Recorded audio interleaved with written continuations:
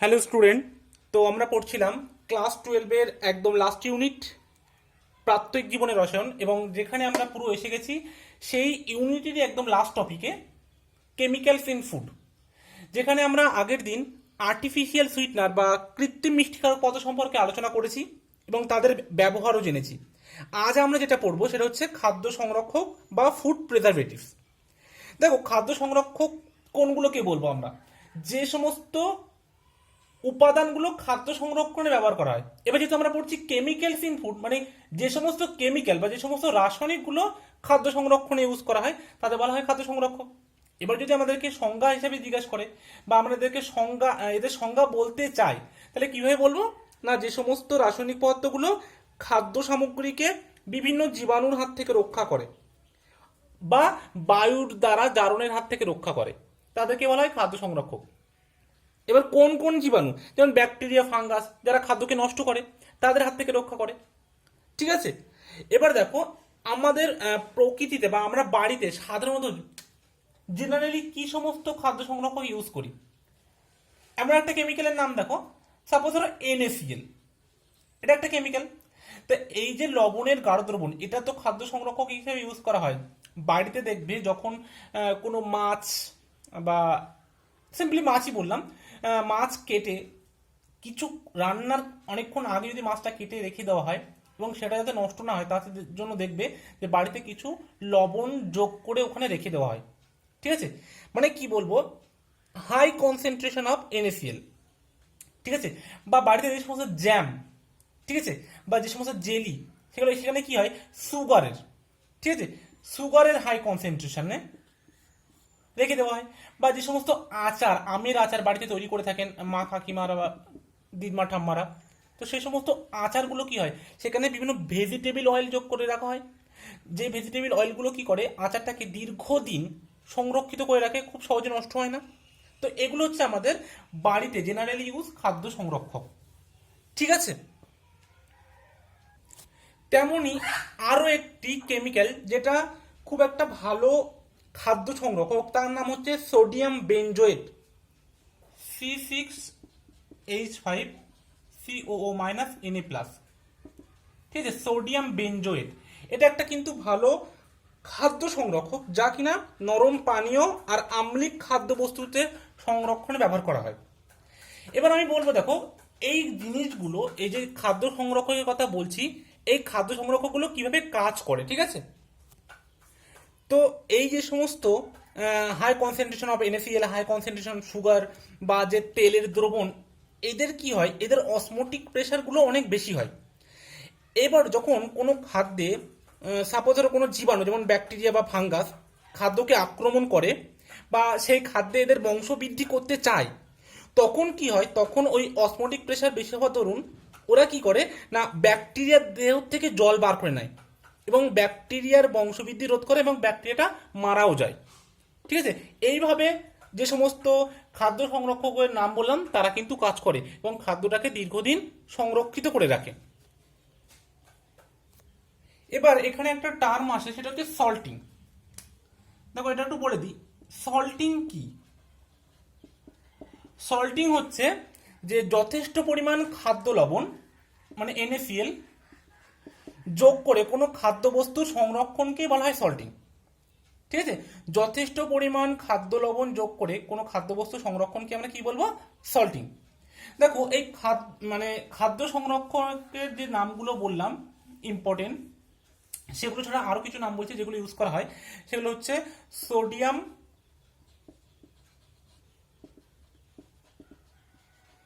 বা calcium propanoate.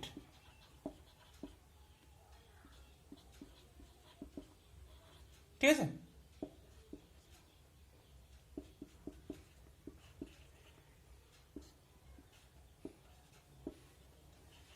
এটা হচ্ছে ক্যালসিয়াম প্রোপানয়েড, এটা হচ্ছে সোডিয়াম প্রোপানয়েড। ঠিক আছে, 3 নম্বর কি, 3 নম্বর হচ্ছে sodium metabisulphide, sodium meta bi sulphide Na2H2O5। ঠিক আছে, 4 নম্বর কি? 4 নম্বর হচ্ছে সরবিক অ্যাসিড। সরবিক অ্যাসিড ও পটাশিয়াম সরবেট। 5 নম্বর কি? ইপক্সাইড।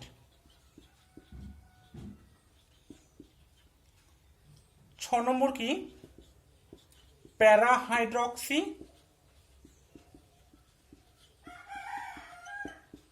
Benzoate ester. এটার সংকেত হচ্ছে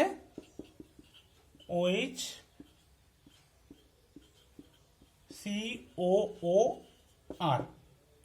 বুঝে গেল? দেখো, প্রথমে আমরা সোডিয়াম বা ক্যালসিয়াম প্রোপানয়েটের কথায় আসি। ঠিক আছে, এই সোডিয়াম বা ক্যালসিয়াম প্রোপানয়েট এটা বিভিন্ন ময়দাজাত খাদ্যবস্তু সংরক্ষণে ব্যবহার করা হয়। ঠিক আছে, 3 নম্বর যেটা আছে সোডিয়াম মেটাবাইসালফাইড। এই সোডিয়াম মেটাবাইসালফাইডটা কি হয়? জ্যাম, স্কোয়াশ, আচার সংরক্ষণে ব্যবহার করা হয়। এবং এই সোডিয়াম মেটাবাইসালফেট থেকে এখান থেকে SO2 উৎপন্ন হয়। সেই SO2 গ্যাসটা কিন্তু ফল বা সবজি সংরক্ষণে ব্যবহার করা হয়। তারপর আসি সরবিক অ্যাসিডে। সরবিক অ্যাসিড ও পটাশিয়াম সলফেট যেটা আছে সেটা মাখন, চিজ, বিভিন্ন ময়দাজাত খাদ্য, মাছ, মাংস সংরক্ষণে ব্যবহার করা হয়। তারপর যে ইপক্সাইড আছে, ইপক্সাইডটি ইউজ করা হয় বিভিন্ন মশলা, বাদাম, শুষ্ক ফলে সংরক্ষণে। আর 6 নম্বর যেটা আছে প্যারাহাইড্রক্সি বেনজোয়েট এস্টার, এটা ব্যবহার করা হয় বিভিন্ন রান্না করা খাবার, নরম পানীয়, আচার, মাছ, মাংস, এই সমস্ত খাদ্য সংরক্ষণে। ঠিক আছে, তো প্রত্যেকটা নাম একটু মনে রাখবে, কিন্তু মেনলি 3টে ইম্পর্টেন্ট যেটা আমরা প্রথমে বলেছিলাম একদম। 1 নম্বর সোডিয়াম বেনজোয়েট, ঠিক আছে, ওটা তো খুবই ইম্পর্টেন্ট। তো তোমরা এই যে ফুড প্রিজারভেটিভ আছে এইগুলোর প্রত্যেকটা এই নামগুলো মনে রাখবে এবং এদের প্রত্যেকটার একটা করে থেকে 2টো ব্যবহার মনে রাখবে। ঠিক আছে, মানে কোন জিনিসটা কোন কাজে ব্যবহার করা হয় এবং এই নামগুলো, ব্যাস, আর কিছুই না এখান থেকে। ঠিক আছে, এরপরে আমরা যে নিউ টপিকটা শুরু করবো সেটা হচ্ছে অ্যান্টিঅক্সিডেন্ট। সবাই হেডিং দাও, অ্যান্টিঅক্সিডেন্ট। দেখো, অ্যান্টিঅক্সিডেন্টগুলো কিন্তু এক প্রকারের খাদ্য সংরক্ষকের মধ্যেই পড়ে। এরা কি করে? এরা হচ্ছে অসম্পৃক্ত চর্বি আর তেলের জারণ রোধ করে ওই সমস্ত খাদ্য সামগ্রীর জীবনকাল বৃদ্ধি করে। ঠিক আছে, তাহলে এরাও কিন্তু এক প্রকারের খাদ্য সংরক্ষক। এবার তেলটা কি? তেলটা হচ্ছে দ্বিবন্ধন বিশিষ্ট একটা ট্রাইগ্লিসারাইডের মিশ্রণ। এগুলি অক্সিজেন দ্বারা জারিত হয়ে হাইড্রোপারঅক্সাইড গঠন করে। বুঝে গেল কি বললাম? এই জন্য আমরা যদি অসম্পৃক্ত তেলযুক্ত খাদ্য সামগ্রী বাড়িতে দীর্ঘদিন রেখে দিই তাহলে সেখান থেকে দেখাচ্ছে পচা গন্ধ বার হয়। ঠিক আছে, মানে তাদের কি জারণ ঘটে আর কি, বায়ুর অক্সিজেন দ্বারা তারা জারিত হয়ে যায় এবং হাইড্রোপারঅক্সাইড গঠন করে, সেই জন্য পচা গন্ধ বার হয়। এবার সেটাকে বন্ধ করার জন্য আমরা অ্যান্টিঅক্সিডেন্ট ইউজ করি। এই অ্যান্টিঅক্সিডেন্টের কিছু উদাহরণ হচ্ছে BHA এবং BHT। BHA এর ফুল ফর্ম হচ্ছে বিউটাইলেটেড হাইড্রক্সি অ্যানিসোল।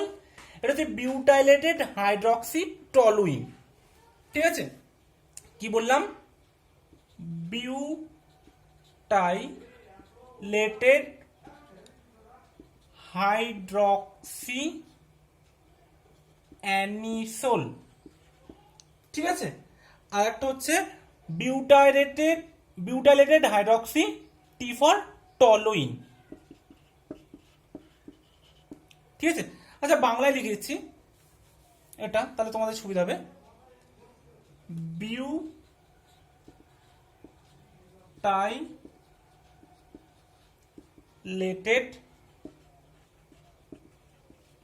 হাইড্রক্সি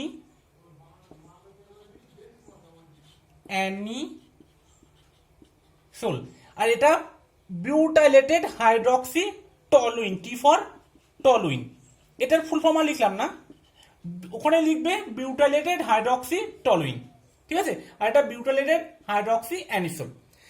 এদের কি কাজ দেখো, এরা উভয় কিন্তু একটা ফেনোলিক কম্পাউন্ড। এদেরকে খাদ্যে যোগ করলে চর্বি ও তেলযুক্ত খাদ্য দুর্গন্ধ হতে এরা বাধা দেয়। যেমন দেখো একটা উদাহরণ হিসেবে যদি আমি তোমাদেরকে বলি, অ্যাজ ফর এক্সাম্পল মাখন।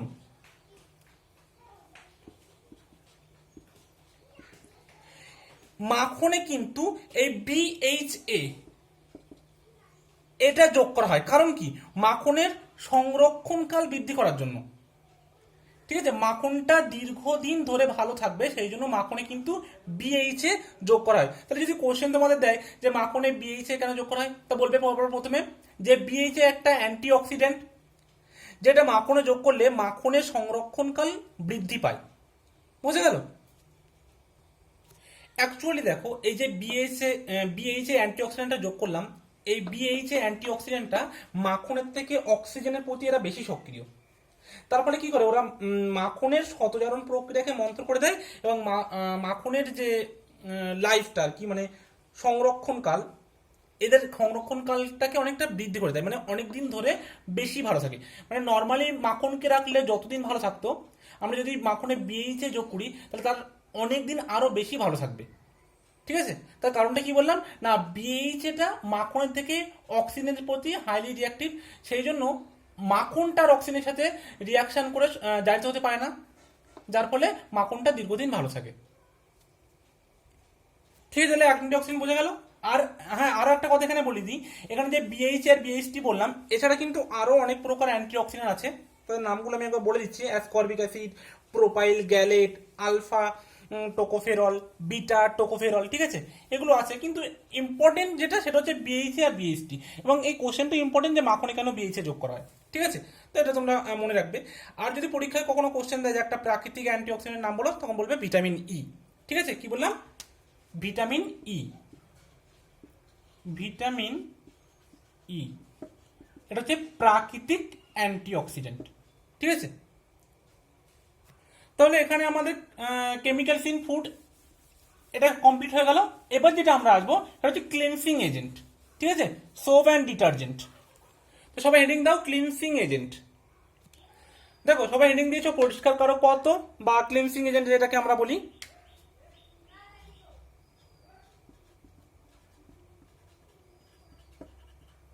Cleansing agents. ঠিক আছে, ক্লিনসিং এজেন্টস। দেখো পরিষ্কারকারক পদার্থ বা ক্লিনসিং এজেন্ট কি আমরা জানি সবাই, সেটা হচ্ছে তোমার সোপস অ্যান্ড সিনথেটিক ডিটারজেন্ট, মানে সাবান আর সংশ্লেষিত ডিটারজেন্ট। যে সমস্ত রাসায়নিক পদার্থগুলো জলের পৃষ্ঠটান হ্রাস করে আর ইমালশন গঠনের মাধ্যমে তেল বা চর্বি জাতীয় ময়লা অপসারণ করে, তাদেরকেই কিন্তু পৃষ্ঠতল সক্রিয় পদার্থ বা সারফ্যাক্টান্ট বলে। ঠিক আছে, বা সারফেস অ্যাক্টিভ এজেন্ট।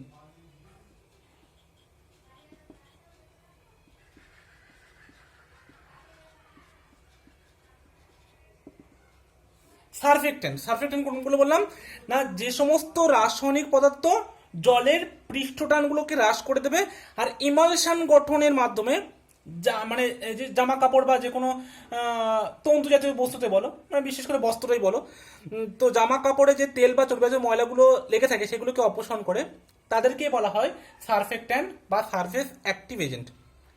এই যে সারফেক্ট্যান্ট এগুলো দু রকমের হয়, একটা হচ্ছে সাবান আর একটা হচ্ছে ডিটারজেন্ট বা সংশ্লেষিত ডিটারজেন্ট।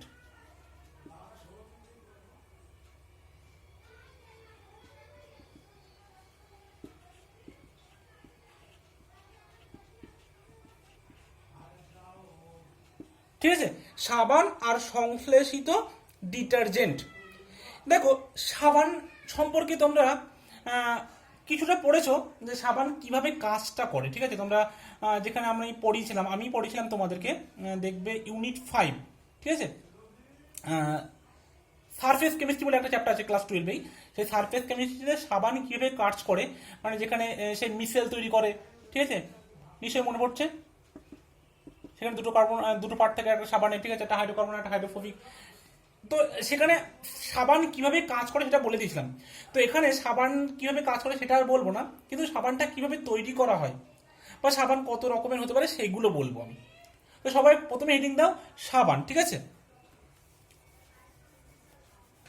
বা সোপস। দেখো সাবান কি? সাবান হচ্ছে উচ্চ ফ্যাটি অ্যাসিডের সোডিয়াম বা পটাশিয়াম লবণকেই সাবান বলে। কি বললাম? উচ্চ ফ্যাটি অ্যাসিডের সোডিয়াম বা পটাশিয়াম লবণকেই সাবান বলে। সোডিয়াম আর potassium salts of long chain fatty acid is called soaps. ঠিক আছে, মানে কি? তার মানে কি বললাম না, সাবানটা অয়েল বা ফ্যাট যে কোনো একটা থেকে তৈরি হতে পারে। এবার অয়েল আর ফ্যাট কিন্তু দুজনেই সেম জিনিস। অয়েলটা কি না রুম টেম্পারেচার লিকুইড থাকে, আর যেটা ফ্যাট সেটা রুম টেম্পারেচারে সলিড থাকে। কিন্তু দুজনেই কিন্তু কেমিক্যালি সেম, মানে এরা কি long chain of hydrocarbon.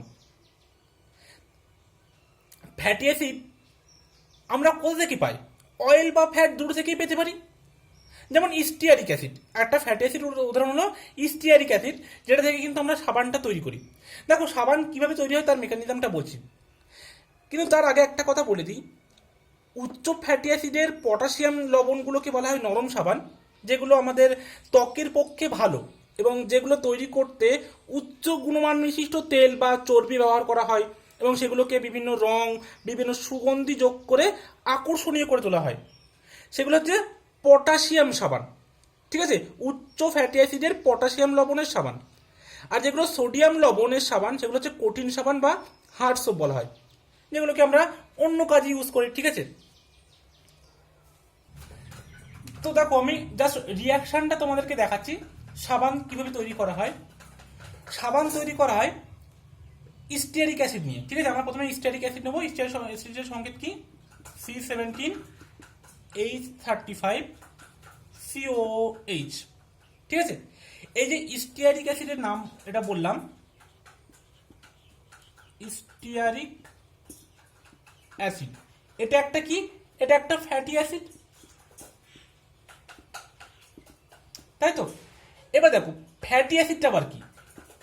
Fatty অ্যাসিডটাও এক প্রকার একটা কার্বক্সিলিক অ্যাসিড। যখন কার্বক্সিলিক অ্যাসিডের চেইনটা অনেক বড় হয়ে যায় তখন আমরা তাকে ফ্যাটি অ্যাসিড বলি। আর ফ্যাটি অ্যাসিডটা কোথা থেকে আসে? অয়েল বা ফ্যাট থেকে। বুঝা গেল? এই ফ্যাটি অ্যাসিডের সাথে আমরা কি নেব না, অ্যালকোহল নেব। সেই অ্যালকোহলটা কি? গ্লিসারল বা গ্লিসারিন, যেটা আমরা যাই বলি। ঠিক আছে, যার সঙ্গে CH2OH, CHOH, CH2OH, এটা একটা অ্যালকোহল যার নাম গ্লিসারল বা গ্লিসারিন, যেটাই বলি আমরা। ঠিক আছে,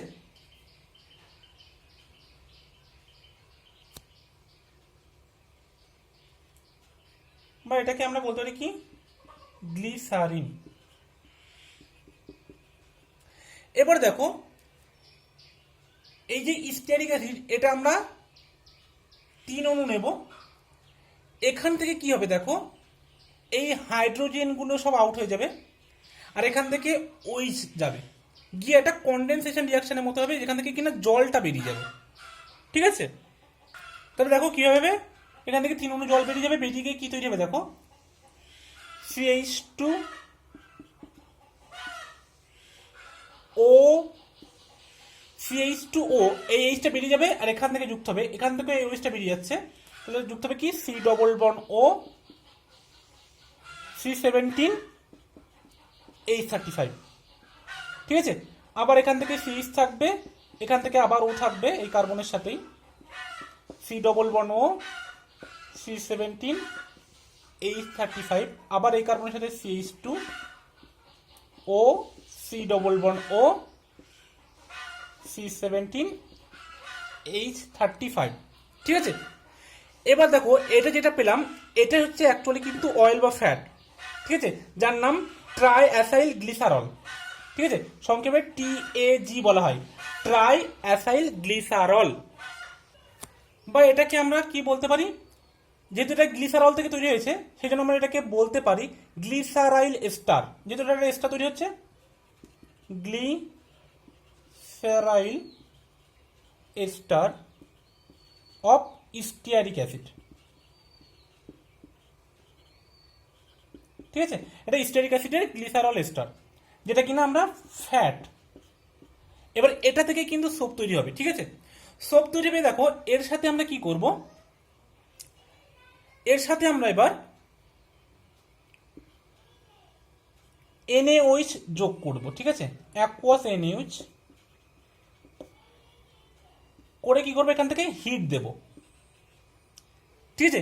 হিট দেওয়ার ফলে কি হলো দেখো, এই যে এই বন্ডগুলো কিন্তু এবার এখান থেকে সব ভেঙে যাবে, ঠিক আছে। বন্ডগুলো ভেঙে গিয়ে এই NaOH থেকে এই যে OH আছে, এই OHটা আচ্ছা এটাও 3 অণু নেব, 3টে OH এখানে যুক্ত হয়ে যাবে। যুক্ত হওয়ার পরে এটাই আবার ফেরত পাবো আমরা, এই যে অ্যালকোহল যেটা নিয়েছিলাম গ্লিসারল, এটা ফেরত পাবো। আর এই যে স্টিয়ারিক অ্যাসিড ছিল, এটা তৈরি হয়ে যাবে দেখো কি, 3 অণু C17H35 COONA, ঠিক আছে, COONA, এটা কিন্তু তৈরি হয়ে যাবে। তাহলে বোঝা গেল কি আমি কি বললাম, যখন আমরা 3 অণু অ্যাকুয়াস NaOH যোগ করে এখানে হিট দেব, তাহলে এই বন্ডগুলো ভাঙবে, ভেঙে যেটা তৈরি হবে এই যে গ্লিসারল, এটা তো যুক্ত হয়ে যাবে, কারণ 3 অণু OH CH2OH CHOH CH2H এটাই ফেরত পাবো। আর বাকি হচ্ছে কোনটা, এইটুকু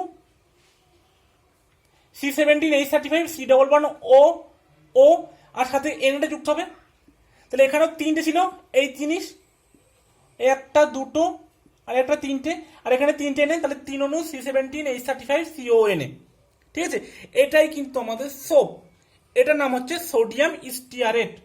কি বললাম, সোডিয়াম স্টিয়ারেট, ঠিক আছে। এটাই কিন্তু আমাদের সোপ। প্লাস আমরা কি পাবো, এই গ্লিসারলটা কিন্তু ফিরে পাবো, ঠিক আছে। যেহেতু আমার এখানে জায়গা নেই সেই জন্য আমি ছবিটা আঁকছি না, যেহেতু উপরে আঁকা আছে, তাহলে আমরা সোডিয়াম স্টিয়ারেট আর সোপটা ফিরে পাবো। তাহলে এই যে আমরা ফ্যাট থেকে NaOH যোগ করে সোপটা তৈরি করলাম, এই স্টেপ মানে এই পদ্ধতিকে বলা হয় স্যাপোনিফিকেশন। স্যাপোনিফিকেশন, ঠিক আছে, স্যাপোনিফিকেশন বলে।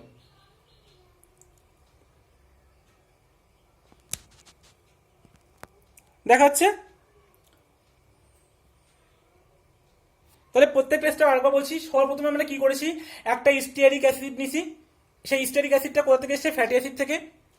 সেই স্টিয়ারিক অ্যাসিড নিয়েছি 3 অণু, তার সাথে কি করেছি আমরা, একটা অ্যালকোহল নিয়েছি গ্লিসারল বা গ্লিসারিন, সেটা যুক্ত হয়ে কি হয়েছে দেখো, সেটা যুক্ত হয়ে তৈরি হয়েছে আমাদের একটা গ্লিসারিল অ্যাসিডের একটা এস্টার তৈরি হয়েছে, ঠিক আছে, গ্লিসারাইল এস্টার অফ স্টিয়ারিক অ্যাসিড, যেটা হচ্ছে আমাদের আসল ফ্যাট, যেটা থেকে আমাদের সাবানটা তৈরি হবে। এই ফ্যাটের সাথে আমরা কি করেছি, 3 অণু NaOH দিয়েছি, অ্যাকুয়াস NaOH, এবং হিট দিয়েছি। হিট দিলে কি হবে, এখান থেকে আমরা এই বন্ডগুলো ভেঙে যাচ্ছে, CH2 থেকে বন্ড, যে CH বন্ড CH2 বন্ড, এই বন্ডে ভেঙে যাচ্ছে, গিয়ে এই 3 অণু OH প্রত্যেকটার সাথে যুক্ত হয়ে তৈরি হচ্ছে গ্লিসারল। আর সাথে থাকছে কোথায়, C17H35 C বন্ড O, আর এখান থেকে NA, তো 3 অণু C17H35 COONA তৈরি হলো, যেটাকে আমরা বলছি সোডিয়াম স্টিয়ারেট। এটা হচ্ছে আমাদের সোপ। আর এই যে ফ্যাটের সাথে অ্যাকুয়াস NaOH যুক্ত হয়ে সাবানটা তৈরি হচ্ছে, এই প্রসেসকে বলা হয় স্যাপোনিফিকেশন। আশা করি বোঝা গেল। তাহলে এটা হচ্ছে সাবান প্রস্তুতির মেইন প্রসেস। এই যে সাবানটা তৈরি হলো, এই সাবানটা কিন্তু একটা কোলয়েড অবস্থা থাকে, এখানে NaCl যোগ করা হয়, NaCl যোগ করার জন্য এখানে Na আর ওই NaCl এর Na সময়ানুর প্রভাবে এটা কি হয়, অধক্ষিপ্ত হয়, এবং অধক্ষিপ্তনের ফলে ফিল্টার করে সাবানটাকে পৃথক করে নেওয়া হয়, ঠিক আছে। এবার দেখো, এই যে সাবান, এবার আমরা কি করব, আমাদের ইউজের জন্য কোন সাবান কোথায় ইউজ করব তার হিসেবে আমরা বিভিন্ন রকমের সুগন্ধি, বিভিন্ন রকমের কালার, বিভিন্ন রকমের কম্পাউন্ড এর সাথে যোগ করে আমরা আমাদের ব্যবহার অনুযায়ী সাবানটাকে তৈরি করব। কিন্তু মেন প্রসেস কিন্তু এটা। যেমন আমাদের সাবান দেখো, টয়লেট সাবান আছে, ভাসমান সাবান আছে, স্বচ্ছ সাবান আছে, ওষুধযুক্ত সাবান আছে, দাড়ি কামানোর সাবান আছে, বা জামা কাপড় কাচে সাবান, বা আমাদের থালা বাসন মাজার সাবান। সাবান অনেক রকম হতে পারে, কিন্তু সেই অনুযায়ী, যেমন আমি একটা যদি এক্সাম্পল হিসেবে বলি, এটা আমি মুছে দিলাম, একটা এক্সাম্পল হিসেবে যদি বলি, আমরা যে সমস্ত আমরা বলি জার্মস প্রোটেকশন সাবান, ঠিক আছে, যেমন ফর এক্সাম্পল আমরা ডেটল সাবান ইউজ করি বা লাইফবয় সাবান ইউজ করি, সেখানে কি বায়োথার্মাল ইউজ করা হয়, ঠিক আছে। যে ডেটল সাবান বা স্যাভলনের যে সাবানগুলো আমরা পাই, অ্যান্টিসেপ্টিক সাবান, সেগুলো কি হয়, ওষুধযুক্ত সাবান বলা হয়, বা মেডিকেটেড সাবান। সেখানে কি হয়, বায়োথায়োনাল, তোমরা পড়েছো, আগের দিনই পড়েছি তোমাদেরকে বায়োথায়োনালটা। সেই বায়োথায়োনালটা যোগ করলে কি হয়, সেটা দেহের যে দুর্গন্ধনাশক দূর করে, আমাদের দেহের যে দুর্গন্ধ সেটাকে দূর করে, ঠিক আছে। বা আমরা যদি দাড়ি কামানোর জন্য যদি কোনো সাবানটা তৈরি করি, তো সেই সাবানে কি করব, বেশি বেশি করে গ্লিসারল যোগ করব, যেটা কি হবে, আমাদের সাবানকে দ্রুত শুকোতে দেবে না, তাহলে বোঝা গেল সাবান তৈরি করার প্রসেস একই, কিন্তু আমাদের প্রয়োজন অনুযায়ী কোন সাবানটা কোন কাজে ইউজ করব সেই মতো অনুযায়ী করে আমরা সেখানে বিভিন্ন কেমিক্যালগুলো অ্যাড করব। ঠিক আছে, দেখো যে সাবানগুলো তৈরি করলাম সেই সাবানগুলো কি, সাবানগুলো সম্পূর্ণ কিন্তু জৈব বিশ্লেষণ, এটা সম্পূর্ণরূপে। ঠিক আছে, এবং কি সাবানগুলো কোনো রকম দূষণ ঘটায় না। কিন্তু সাবান ব্যবহারের একটা অসুবিধা হচ্ছে, সাবানটা মৃদু জলে তো কাজ করে ঠিকই, কিন্তু ক্ষরজলে সাবান ব্যবহার করা যায় না। তার কারণ কি, দেখো ক্ষরজলে কি থাকে, ক্ষরজলে ক্যালসিয়ামের আয়ন থাকে, ম্যাগনেসিয়ামের আয়ন থাকে। ঠিক আছে, তো এই যে ক্যালসিয়াম ক্লোরাইড বা ম্যাগনেসিয়াম ক্লোরাইড যেগুলো থাকে ক্ষরজলে, সেগুলো কি হয়, এই সাবানের যে তৈরি হলো C17H35 COONA, ঠিক আছে, এই যে সাবানটা তৈরি হলো এটা ক্যালসিয়াম ক্লোরাইড বা ম্যাগনেসিয়াম যে ক্লোরাইড আছে এদের সাথে বিক্রিয়া করে C17H35 CO2CA এই একটা অদ্রাব্য দ্রবণ তৈরি করে। ঠিক আছে, এই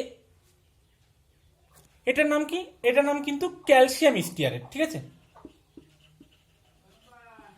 ক্যালসিয়াম স্টিয়ারেট এটাও একটা সাবান, কিন্তু এটা কি দেখো, এটা কিন্তু অদ্রাব্য সাবান। এটা কি হয়, জামা কাপড়ের তন্তুতে আঠার মতো লেগে থাকে, ফলে কাপড় থেকে তেল বা গ্রিস তুলতে পারে না। এই কারণে কিন্তু খরজলে আমরা সাবানটা ইউজ করতে পারি না। ঠিক আছে, এবার খরজলে আমরা যখন কি ইউজ করবো সেটা হচ্ছে ডিটারজেন্ট ইউজ করবো আমরা। ঠিক আছে, দেখো এটাকে একটু ব্যালেন্স করেই দিই, তাহলে C17H35 মানে এখানে 2 ইউনো হবে, তাহলে ব্যালেন্স হয়ে যাচ্ছে। আর একটা হবে তোমার কি NaCl 2 ইউনো। ঠিক আছে, দেখো ব্যালেন্স হয়ে গেছে, তাহলে এটা তৈরি হয়। তাহলে দেখো এই যে সাবান এবং ডিটারজেন্ট যেগুলো কথা বললাম, সাবানগুলো কি জাস্ট নর্মালি দীর্ঘ শৃঙ্খল বিশিষ্ট এবং এগুলো জৈব বিশ্লেষ্য, কিন্তু ডিটারজেন্টের মধ্যে কিছু কিছু ডিটারজেন্ট আছে যেগুলো কিনা তোমার জৈব অবিশ্লেষ্য, এবং তার কারণ কি না, তাদের অধিক পার্শ্ব শাখা থাকার জন্য কিন্তু তারা জীবাণু বিয়োজ্য নয়, সেই জন্য কি হয়, এরা কিন্তু দূষণ ঘটায়। আমরা কি পড়ছি, ডিটারজেন্ট। এবং কিছু কিছু ডিটারজেন্ট কি বললাম, যে অধিক পার্শ্ব শাখা যুক্ত হওয়ায় এরা জীবাণু বিয়োজ্য হয় না, তাই এরা দূষণ ঘটায় এবং এগুলো নন বায়োডিগ্রেডেবল হয়। এবার দেখো ডিটারজেন্ট আবার 3 প্রকার হয়। একটা হচ্ছে অ্যানায়নিক, 2 নম্বর হচ্ছে ক্যাটায়নিক, 3 নম্বর হচ্ছে অয়ানিক। ঠিক আছে, বা নন আয়নিক ডিটারজেন্ট। তাহলে কি কি বললাম, অ্যানায়নিক ডিটারজেন্ট,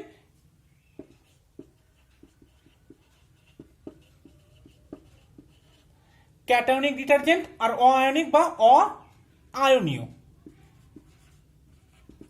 ডিটারজেন্ট। ঠিক আছে, তো দেখো সবার প্রথমে আমরা অ্যানায়নিক ডিটারজেন্ট সম্পর্কে পড়ি। দেখো অ্যানায়নিক ডিটারজেন্টের একটা উদাহরণ হচ্ছে সোডিয়াম লরিল সালফেট, যেটা কিনা লরিল অ্যালকোহল থেকে তৈরি হয়। লরিল অ্যালকোহল সংকেত হচ্ছে CH3 CH2 CH2OH। ঠিক আছে, এটার নাম হচ্ছে লরিল অ্যালকোহল। এটা গাঢ় H2SO4 কনসেন্ট্রেট H2SO4 এর সাথে বিক্রিয়া করে লরিল হাইড্রোজেন সালফেট উৎপন্ন করে। ঠিক আছে, CH3 CH2 CH2OSO3H, এর নাম কি বললাম, লরিল হাইড্রোজেন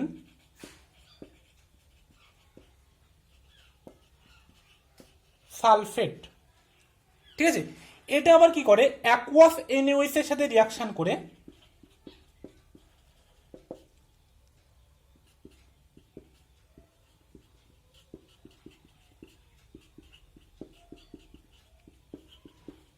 SO3 Na+, এটার নাম হচ্ছে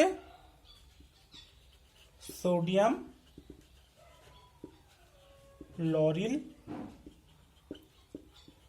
সালফেট। ঠিক আছে, এটাই কিন্তু আমাদের সেই ডিটারজেন্ট, অ্যানায়নিক ডিটারজেন্ট এটা। ঠিক আছে, এবং এই অ্যানায়নিক ডিটারজেন্টের এই যে পার্টটুকু আছে এই পার্টটুকুই কিন্তু পরিষ্কার করার অংশে অংশগ্রহণ করে আর কি, ঠিক আছে।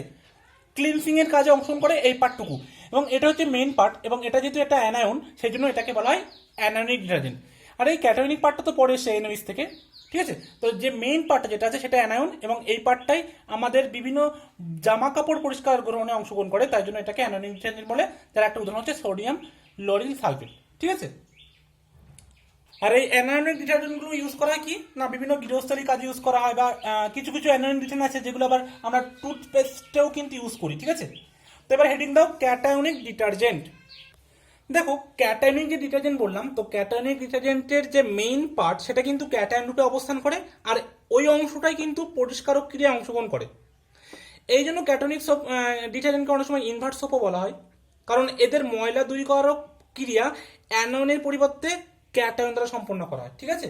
যার একটা এক্সাম্পল আমি বলছি, কোয়াটারনারি অ্যামোনিয়াম ব্রোমাইড, ঠিক আছে। দেখো স্ট্রাকচারটা কিভাবে আঁকছি আমি, এন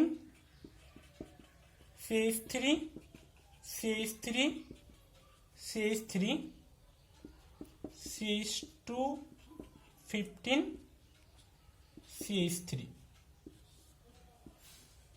প্লাস Br মাইনাস, ঠিক আছে।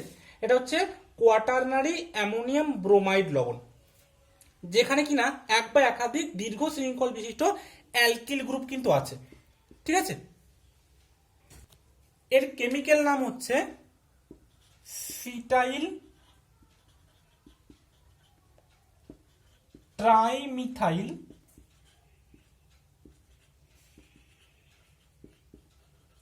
অ্যামোনিয়াম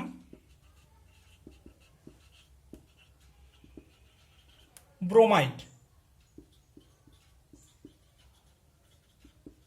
কি বললাম, সিটাইল ট্রাইমিথাইল অ্যামোনিয়াম ব্রোমাইড। এটা কি কাজে ইউজ করা হয় ক্যাটায়নিকটা, এটা হচ্ছে হেয়ার কন্ডিশনার ইউজ করা হয়, ঠিক আছে। এবং এগুলোর একটু দাম বেশি, ঠিক আছে। ক্যাটায়নিক যে ডিটারজেন্টগুলো হয় সেগুলো একটু দাম বেশি হয়। এগুলো শ্যাম্পু, মাউথ ওয়াশ বা বিভিন্ন জীবাণুনাশক সাবান, হেয়ার কন্ডিশন, এই সমস্ত কাজে এই ক্যাটায়নিক ডিটারজেন্টগুলো ইউজ করা হয়। 3 নম্বর আমরা আসবো অআয়নীয় ডিটারজেন্ট। দেখো অআয়নীয় ডিটারজেন্টগুলোই কোনো রকমের আয়ন থাকে না, মানে ক্যাটায়ন বা অ্যানায়ন কিছুই থাকে না। এগুলো কি, এগুলো হচ্ছে প্রকৃতপক্ষে উচ্চ আণবিক ভর বিশিষ্ট অ্যালকোহল বা উচ্চ যে আণবিক ভর বিশিষ্ট ফ্যাটি অ্যাসিডের এস্টার। দেখো এদের একটা তৈরি করে দেখাচ্ছি আমি। এদেরকে একটা অআয়নীয় ডিটারজেন্টের নাম হচ্ছে স্টিয়ারিক অ্যাসিডের সাথে আমরা পলিইথিলিন গ্লাইকল নেব, ঠিক আছে।